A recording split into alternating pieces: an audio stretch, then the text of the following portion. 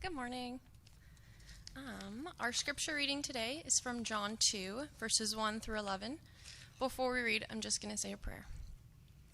Dear Lord, thank you for this day, God, and thank you for the opportunity to worship together, Lord, be it online, Lord, or here in person.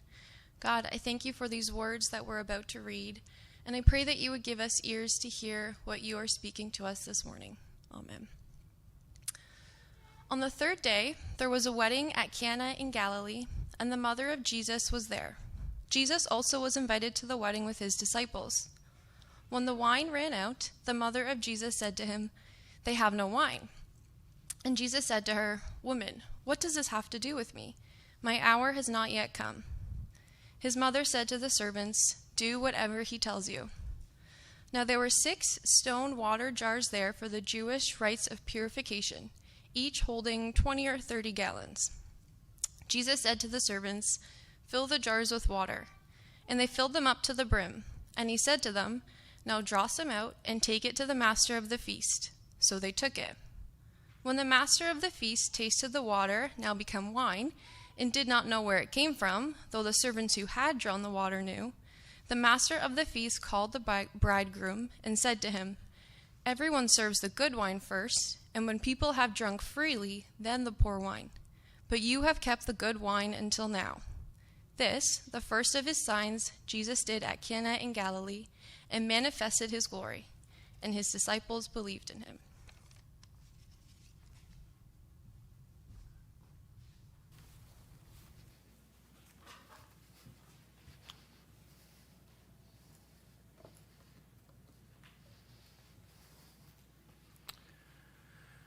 This is Thanksgiving weekend, and one of the things that is good to do on a Thanksgiving weekend is to take time to be thankful for all the different things that we have and to enjoy. And I think it's very important to do. One of the difficulties is that if we're honest about it, there are often times, and maybe you're in that situation right now, where you say, "I know I should be thankful. I know there's lots to be thankful for, but I'm struggling. I'm really struggling to be thankful.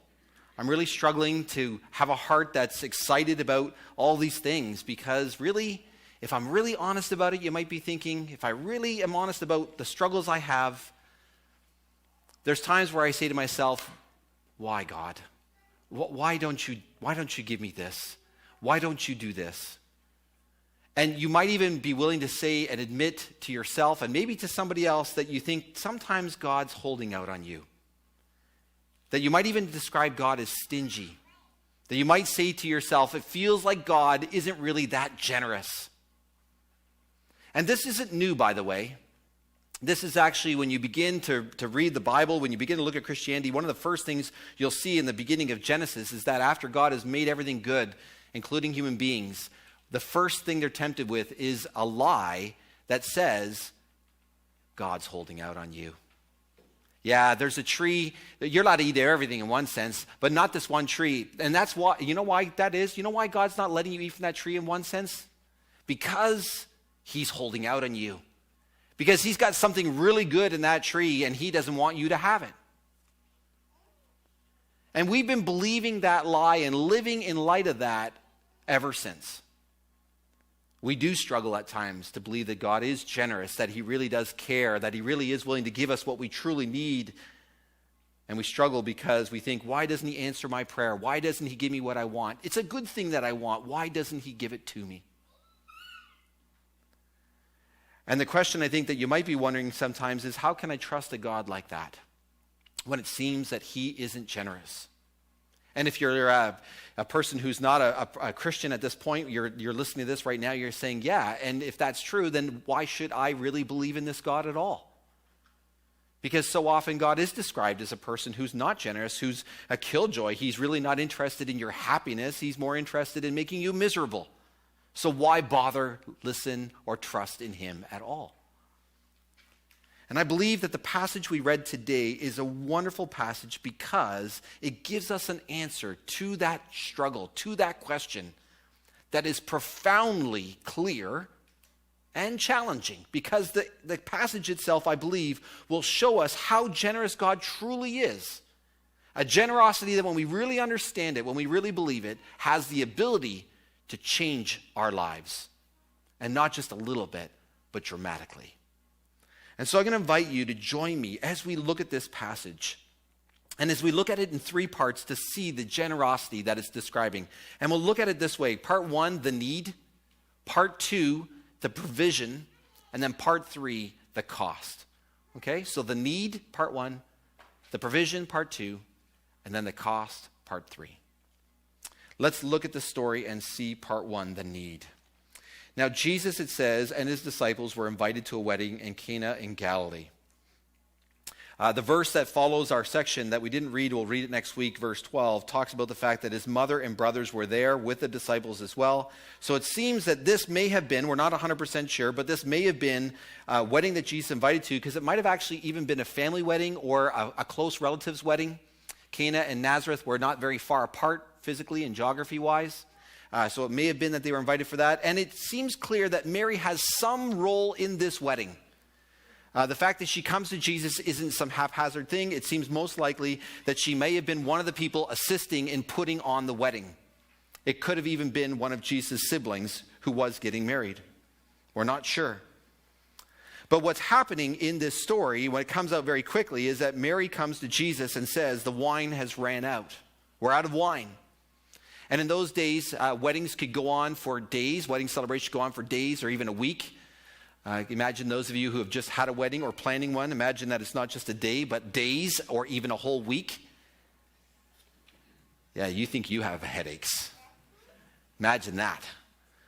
And so here we have this wedding going on for days, and they run out of wine. And you say, in one sense, what's the big deal? So what? They can just drink something else. Is this really that big a deal? But we have to understand the culture that we're talking about here. In this culture, to run out of wine, to run out of the supplies you needed to care for people in your care, to show proper hospitality, you wouldn't and you couldn't run out. Because hospitality was, in a sense, almost a moral duty. If you had somebody come to your home, even a visitor unannounced, you were to provide food and lodging and drink for that person. And if you didn't have it, you would go to your neighbor or go to somebody else to get it. And you would do that whether it's the middle of the day or the middle of the night. It was that important for you to do it. And so to run out of wine in a wedding feast was a major, major issue. It was a real crazy thing for you to have happen, because in a shame culture, it meant that your family would have dishonor on it for a long, long time. Because remember, everybody knows each other in these small towns. You wouldn't forget that wedding. Remember that wedding? Yeah, it's so-and-so. Yeah, they ran out of wine. How pathetic. They couldn't even figure it out and plan it. They couldn't provide. What's their problem? And you could feel the shame coming on this wedding at this moment as the word would probably begin to spread. They have no more wine. And so this is a big deal, and Mary knows this, and she comes to tell Jesus. And what's really interesting is that as she tells Jesus they have no more wine, while his answer is a little strange, and we'll look at why he says what he says later on, what he's not saying is, when he says, woman, what does this have to do with me? He's not saying, I don't care. He's not saying, this isn't a problem. In one sense, Mary doesn't even have to explain to him why this is a problem. Jesus knows. He's grown up in this culture. He knows the problem. He knows that this is a major issue for this family and for this town, for this wedding. He knows the problem. He's very well aware of the need. And I think what's really interesting, we need to pause here for a minute as we look at this story, is we need to see this. Jesus is well aware of the need. He knows the problem. He knows the issue. And I think the difficulty for us sometimes, and maybe for them too, and as you read the stories of Jesus' life, sometimes you wonder, does Jesus really know? Does he really know what I need? Does he really know what I want? Does he really know the depth of my heart and soul? Does he really understand my problems and my issues? And this story is already giving us an indication that Jesus does know. And if you read the stories of Jesus' life in all their entirety, what you see over and over again is that Jesus not only knows what you need, but he knows what you need better than you do. And that even though there's times where Jesus delays or he says no, in the end, you find out later on that it's actually better for you.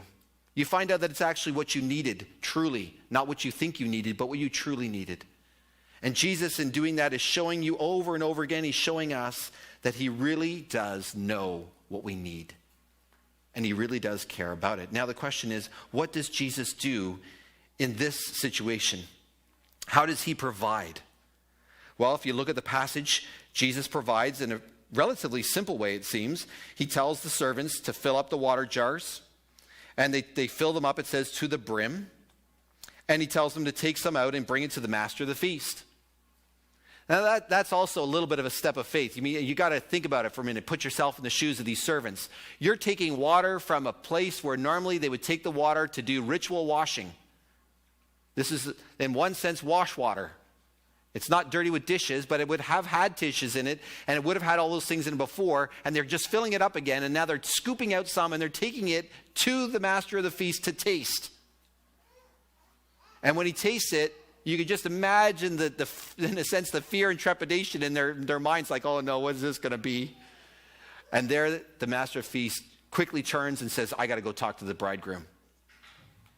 And as they make way to the bridegroom, you can imagine the servants are still kind of wondering what's going on. And then these words from the master of the feast to the bridegroom, he says in verse 10, everyone serves the good wine first, and when people have drunk freely, then the poor wine. But you have kept the good wine until now. And you can imagine at this moment, the servants are like, oh, just super relieved. The bridegroom's probably wondering what he's talking about, because the bridegroom, like probably every other bridegroom, served the good wine first. And knew that what was left on later on in the week was probably not very good and wasn't the best wine at all. So being told that he's now got the best wine and it's being served the best wine, the bridegroom's probably wondering what's going on. But what's really clear here is that Jesus has provided wine. And there's some things we should notice about how Jesus provides. Two main ones. First, the quality. Sometimes I think when we think about God not being generous, we think God doesn't really want us to have the best. And here Jesus is basically telling you in this story, I not only provide wine, but I'm providing the best wine. This is the best wine. And the master of the feast confirms it. He's like, this is the best I've tasted. How could you save this for last? But Jesus is showing us right here in this moment that his generosity means that he cares and he provides in quality. He doesn't just provide wine, but he provides the best wine. And second, we need to see how Jesus provides not just in quality, but also in quantity. Now listen carefully to what I'm about to say here. This wedding party in this small town, the average size of this wedding of adults there would probably be maybe 150, maybe. And Jesus is providing wine, 6 jars. They're about, says 20 to 30 gallons. So in metric, for those of you who understand that better, 75 to 115 liters per jar. And let's just give it an average, because it could be anywhere between 450 liters and 600 and change. Let's say it's 550 liters. In our terminology today, that's 550 bottles of wine. There's about 150 people there. It's a lot of wine.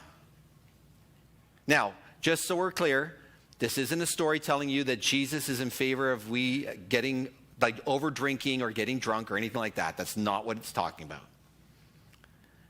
So the question is, well, why does Jesus provide so much? And I believe the simple answer in one sense is because Jesus is not only providing the best quality wine they've ever had, but he's showing them that he is truly generous. He's providing more, in a sense, than they even need. He's providing them incredibly generously. And the question is, why does Jesus show this kind of generosity? Why does he do this? And our passage in verse 11 gives us the answer, because in verse 11 it says, this, the first of his signs, Jesus did at Cana in Galilee and manifested his glory. Now there's a couple key things to remember here. One, this is Jesus' first sign or first miracle. And as one person put it, the reason we can actually get to a point of realizing, okay, what's going on here and why is this so significant is because when anybody becomes a leader of a company or they start something new or they become a leader of a political party or the first leader of a government or something like that, whenever they do that, the very first thing they do is they give some kind of speech or some kind of word to the people to say, this is what I'm going to be all about. This is what you can remember me for. This is my platform. This is my goal. This is my vision. This is what you need to see about who I am so that you understand that this is the direction I'm going. And Jesus chooses to turn water into wine as his first miraculous sign. And that means Jesus is saying to you today, right now, and to the people then, he's saying, look, I want you to understand something about who I am. I am starting my ministry. I'm starting my work on earth in a visible, public way right now. And I'm doing it in such a way that you understand that what's most important to me is that I show you how generous I am. How incredibly generous I am. And I want you to see it. I want you to experience it. I want you to enjoy it. Just how generous I am. And that in doing so, Jesus is, in a sense, it says, manifesting his glory. And glory, just an easy way to think about it, glory is the public display of God's beauty and holiness. And so Jesus is saying, I want you to see God's beauty and his holiness in the generosity of what I'm providing, of the feast that I am providing. And so Jesus is trying to make it clear. It's like, look, this is what I'm about. I am generous. Now the question is, okay, if Jesus is so generous and he's providing so much, why doesn't he seem to be doing it for me? Why doesn't he provide for me? Why doesn't it seem like he's generous for me? How can I be sure that Jesus and God is really that generous? How do I know for sure? And in order to answer that question, in order to get a sense of that, we need to look at part number 3, which is the cost. We need to see what it cost Jesus to provide this wine. Now, you may be looking at the passage and heard the story and you think, well, it doesn't seem like it cost Jesus really much of anything, right? I mean, his mom comes to him. He has this strange answer to her, but then he goes on and tells the servants to fill the things. They do the work. And then he doesn't seem to do any kind of physical things with it. He doesn't seem to do anything that requires any more effort. He doesn't seem to be paying anything for it. He's not gathering anything for it. Like, how much does it cost Jesus to make this water into wine? It doesn't seem to cost him much of anything. What we need to do, though, in order to see the cost, is try to understand why Jesus answers his mother in verse 4 the way he does. Because in verse 4, after she says they have no wine, this is what Jesus says. Woman, what does this have to do with me? My hour has not yet come. And this strange answer is the key to unlock the cost. Now, what do I mean? Well, we have to ask this question. Why does Jesus say, my hour has not yet come? When you look at this phrase, the writer John, who wrote this gospel account, one of Jesus' disciples, he records Jesus and other people saying this phrase 8 times in this gospel account. And every single other time he mentions, my hour has not yet come, my time has not yet come, it's always referring to Jesus' suffering and to his death. Every time. And so while Mary may not be picking up on it and nobody else at the time is picking up on it, what Jesus in one sense is saying, he's saying, do you realize what you're asking me to do? Do you realize that me providing all this wine and being generous to you is going to cost me? And in one sense, no one at that wedding understood it. Mary didn't, nobody else didn't. No one understood that Jesus, in saying, my hour has not yet come, is really saying, I am going to be generous. I am going to give of myself completely and show you just how generous I am. But I want you to understand already he's hinting at the fact that it's going to cost him big time. Because Jesus, in one sense, is saying to them and to us here today, he's saying the only way he can provide and be so generous in giving to people who never earned it or deserved it is by being willing to suffer and to die for them. And you see, what do you mean? Well, Jesus is putting on display this truth that we've lost sometimes. We need to understand clearly, and that is this. Anytime that you receive a gift from somebody, it's cost that person something to get it. We know this deep down because so often when people give us gifts, the first thing we do is figure out how we can give something back. Because we know it costs them and we want to give something back so that we're not in their debt. We know they paid something, they did something to make it happen. And here in this story, Jesus is telling us that his willingness to be generous comes at a cost to himself, which is his very life. Because what Jesus is saying to them and to us here is that this is how it works. That Jesus can be generous, not only in providing wine at this feast, which is a preview of his willingness to be generous to people who don't deserve it, but what Jesus is putting on display here is the fact that his generosity goes far beyond wine. It goes to the point of him being willing to say, I will suffer and I will die so that you can be forgiven, so that you can experience God's love, so that you can experience being welcomed into God's family, that everything that is true about your relationship with God is found and made possible at the great and extreme cost of Jesus' suffering and death. And so in one sense, what Jesus is saying to them and in a sense and is saying to us today is he's saying, look, I want you to understand that my generous love to you is so generous and so loving, it's so complete, that actually I'm willing to give my life to make that happen. I'm willing to give up myself and suffer and die so that you could be loved this way, forgiven that much, so completely. In other words, Jesus is saying, if you want to know whether God's generous with you, if you want to believe that God is being generous with you, then don't look at your circumstances first and foremost, but look at him. Now, I have to say, as I was working through this and thinking about this, I imagine that some of you, if you're going to be honest in your hearts about it, there have been times, there are times, there will be times where you're going to hear this and you're going to say, yes, okay, great. Jesus is giving me himself. He says that's all I need is him and him alone. And I know in a sense I can say yes, I hear that's true. I've heard this before. Maybe you're saying to yourself, but right now what I really just want is this. And if he really loves me, why doesn't he give me this? Or why is he holding this back from me? Why am I going through this? And if you think you're alone in that, you can read through the Psalms. There's incredible mourning and loss depicted in the Psalms, Psalms of lament, where David and others pour out their hearts before God saying, where are you? Why are you doing this? Even Psalm 22, my God, why have you forsaken me?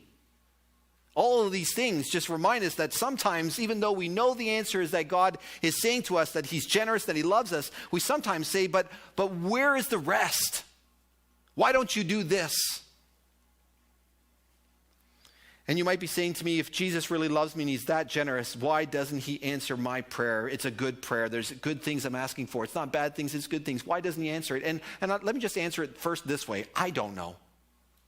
I don't know why. I don't know why he's not answering your prayer in that exact way. I don't know. I don't know in your specific situation, but this is what I believe we need to see. That even though we might say, yes, I need Jesus, but I really want this, what Jesus is telling us today in this passage, and the thing that I think we need to realize here, is that Jesus is saying you really do only truly need him. That's it. And here's the reason why. Because when it really comes down to it, when we strip away everything, we come to a place in our lives where we realize that at some point, no matter who you are, young and old, doesn't matter. At some point, death will take everything away. Everything. There's nothing left. You can't take any of it with you. None of your stuff, your possessions, even the relationships you have. When you die, it is over. There will be no one standing there the moment after your death with you from this planet. Not in that moment. There will be nothing you can bring with you. You'll have nothing, in a sense, in your pockets or on your neck or anywhere else. You will have nothing left. There will be all of it taken away. And in that moment, there really are only two possibilities. You will either stand there before God, the one who made you, the one who created you, the one who gave you life, the one who sustains you, the one to whom you owe everything of your life, the one who you will realize in that moment you ought to love with your whole heart, soul, mind, and strength, and love your neighbors yourself. You know that's the standard, and you'll see very clearly, no matter who you are, whether you're a Christian or not, whether you believe in Jesus or not, no matter who you are, wherever you're coming from, what religion you are, it doesn't matter. You're going to stand before this God, and you're going to stand before him, and you're going to know very, very clearly that you don't measure up. You haven't loved him. You haven't loved your neighbor the way you ought to. You know that if left to your own record, the only thing you deserve before this God, if you stand there alone, is his eternal judgment, hell. That's it. There's no other way around it. And this is why Jesus in Luke 12 himself tells people, he warns them, he says, look, don't fear people who can hurt your body or even make you physically dead. Don't worry about people who can take away that stuff and take away even your physical life. Don't worry about them. Don't fear them, he says, but fear the one who can cast your body and soul into hell. When it's all said and done, one of the possibilities is that you stand there before God all alone, and there's nothing that you could say but to realize in your own heart and mind very clearly that all you deserve is judgment from him. That's your one choice. And the other possible choice is that in that moment, rather than standing alone, you will realize that you are not standing alone, but you are standing beside one who comes beside you, who puts his arm in a sense around you, and who pleads for you. And Jesus in this moment doesn't plead for you and say, forgive her, forgive him, because, he's a nice guy or she really tried hard. No, he's not going to say that. What he's going to say is, you need to accept this person. You need to accept her, welcome her in and love her, not because she deserved it, not because she earned it, not because he did all kinds of wonderful things or not. No, you're doing it because I paid. I took the judgment she deserves. I took the hell he deserves. I took it. I paid. That's what Jesus will say. And not only did I pay for it, but I gave her my perfect life. I gave her the righteousness that's required. I gave her the life that she should have lived. I put it and gave it to her so that she now can stand before you, not in fear any longer, but embraced and welcomed with open, loving arms by a God who says, welcome, my good and faithful servant, enter your rest. That is the other option. And Jesus is saying in this generosity that he's putting on display here, that in that moment, in that day, you will say in your heart and soul, Jesus is all I need. Nothing else. Nothing else. And as hard as it is, and as difficult as it is in this lifetime, Jesus wants us to hear that his generous love is so powerful that at some point in our lives, I hope and pray that at some point in your life and in mine too, that this would grow and grow. It might start small, but it would grow bigger, that you could say, I have Jesus and I have everything I need. Because I don't know the future, but I tell you, if this year hasn't taught us one thing, you don't either. I don't know what next year will bring. But there are people throughout history and time who've lived far less comfortable lives than we do. And it might become a time where you will experience increasingly the fact that everything could be taken away from you. And Jesus is saying to you in this moment and in this time, if you want to find real rest, real sense of peace, real sense of security, then you can find it in his generous, everlasting love that cost him everything. And in doing so proves how generous and loving he truly is. And so this Thanksgiving weekend, my hope and my prayer is that along with all the other things to be thankful for, the thing you will become most thankful for is Jesus. His love, his grace at infinite cost to prove to you that he truly is the most generous in his love for you. So let's pray. Let's ask him for that. Father, I pray that by your mercy and grace, by the power of your Spirit, you would help me, help us to believe, to really believe that you are generous and that you, Jesus, have given us all we truly need. And I pray that that love would so fill the hearts and minds of every person who is hearing this right now, that we would be able to say with greater and greater joy and greater satisfaction that Jesus, you truly are the one who loves me so much, I don't need anything or anyone in a sense else. Father, I ask that you would do that work so that we'd be able to rest secure in your love. In Jesus' name we pray. Amen.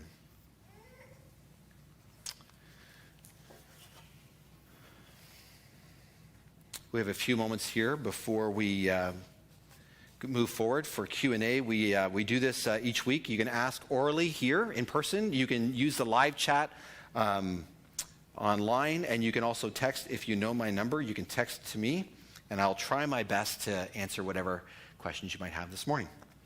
I have a text that's just come in. I'll check this out.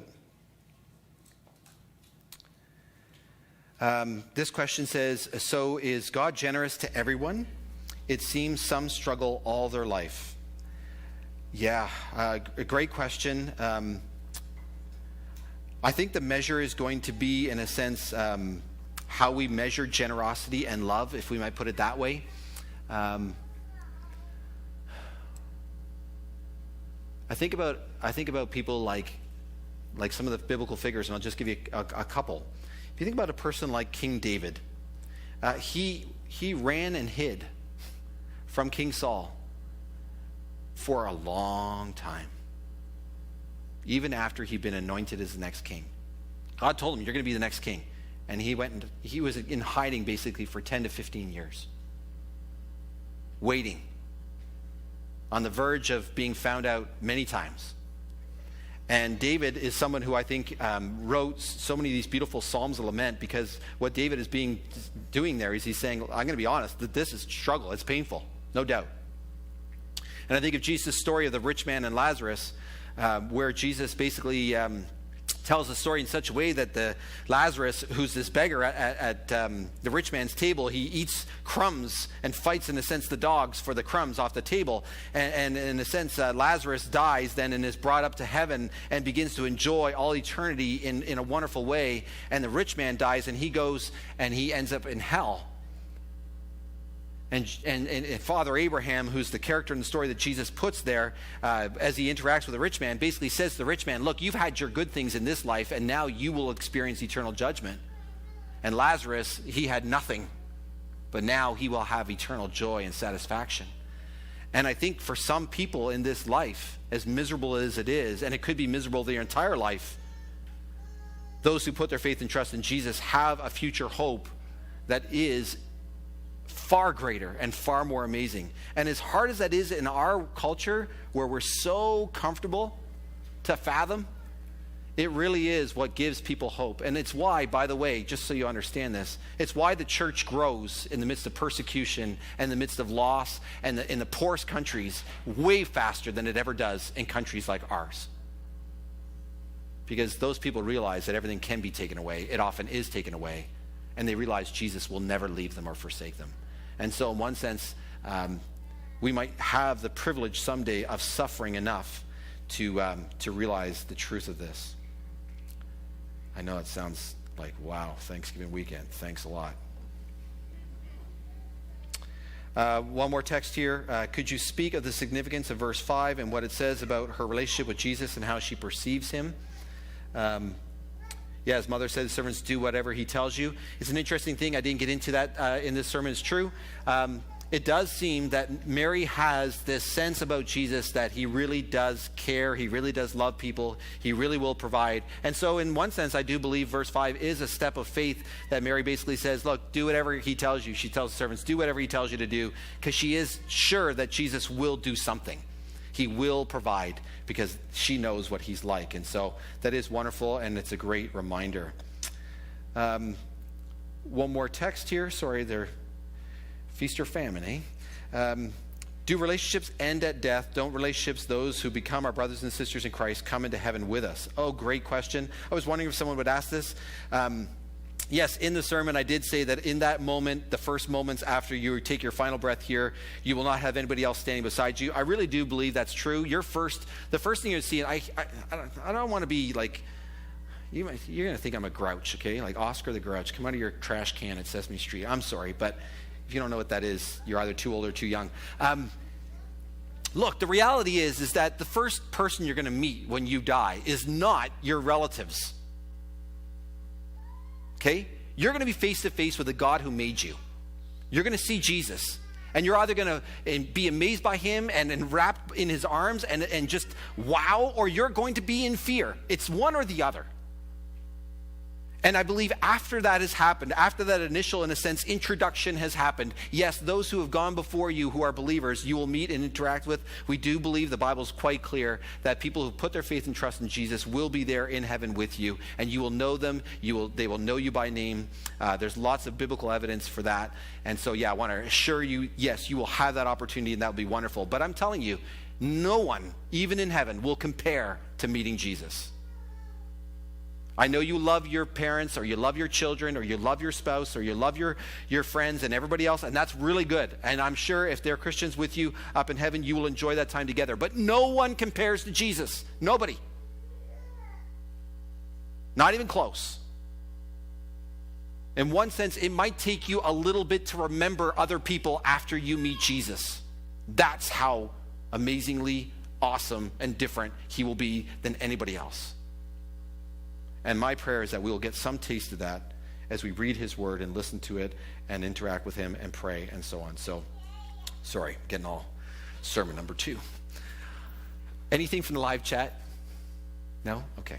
Anybody here before we go? Well, these are great questions. If you do have more questions or you'd like to ask after the service, I will be outside in the sunshine, and feel free to come and talk with me and ask me. And if you like prayer, we can do that too. Let's take a moment to pray, and then we're going to sing.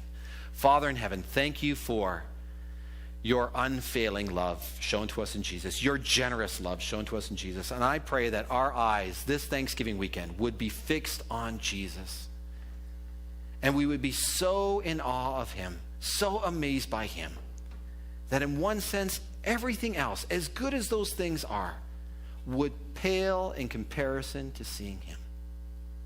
And that the joy that comes from his love would then overflow in a love for you and a love for all those around us, no matter who they are.